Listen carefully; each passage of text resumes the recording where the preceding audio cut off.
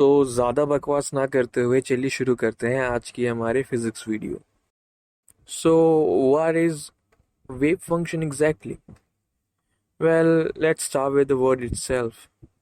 Wave function, wave function, function जैसा कि हम लोगों को हमारे स्कूलों में बताया ही गया होगा मैथमेटिकली कि एक फंक्शन कैसे काम करता है। वो एक इनपुट लेता है और एक तरीके से उसको एग्जीक्यूट करने के बाद हमको वो आउटपुट देता है। फॉर एग्जाम्पल हम लोग यहाँ पर देख सकते हैं, एकदम एक सिंपल एग्जाम्पल लेते हैं।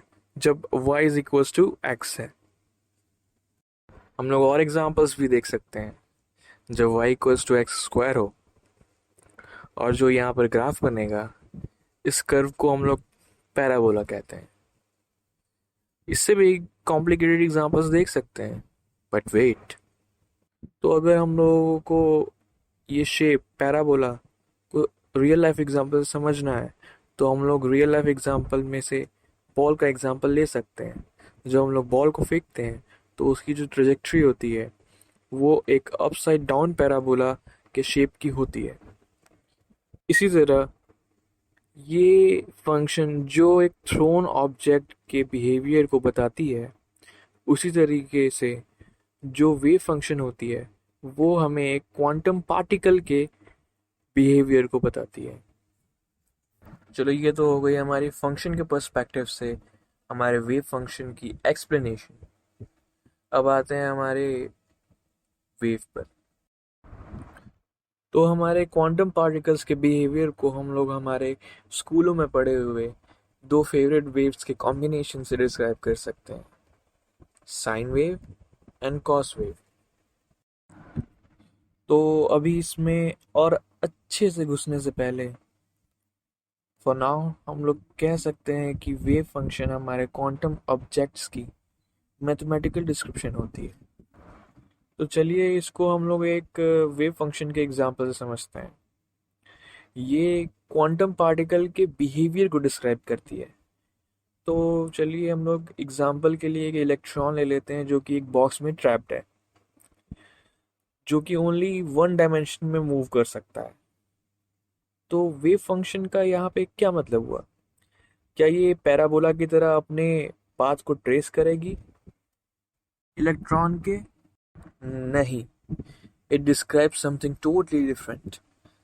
यहाँ पर एक्स एक्सिस डिस्क्राइब करती है where the electron can be in space. लेकिन वाई एक्सिस का क्या? वेव फंक्शन की वैल्यू का वाई एक्सिस पे फिजिकली मीन मतलब क्या होगा? वेल, तो चलिए हम लोग हमारे वेव फंक्शन की वैल्यू को स्क्वायर करते हैं,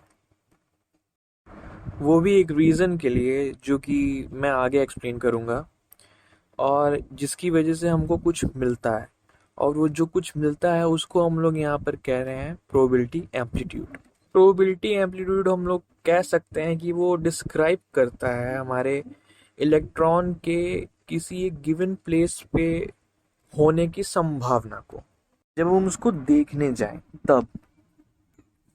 the idea of wave of probability समझना थोड़ा हार्ड है, तो उसको समझने के लिए हम लोग एक रियल लाइफ एग्जांपल ले सकते हैं। तो चलिए एक चोर का एग्जांपल लेते हैं जो कि चोरी ही करता है ऑब्वियसली।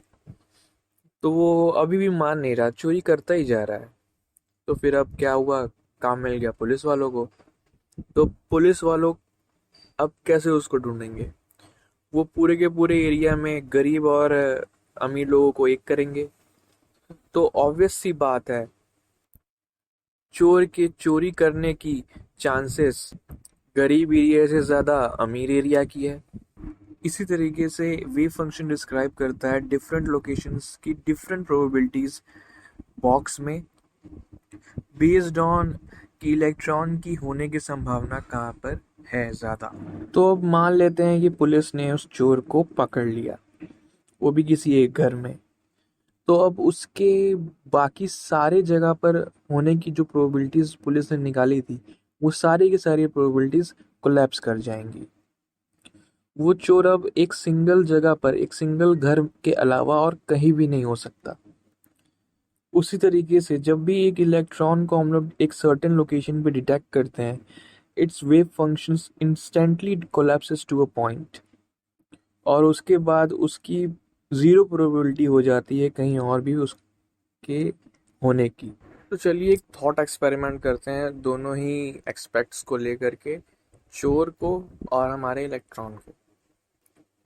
जैसा कि पुलिस ने प्रोबेबिलिटी निकाली थी हर घर में चोर के होने की, कि किस किस घरों में वो हो सकती है, वै उस तरीके से चोर हर घर में तो फैला नहीं हुआ था।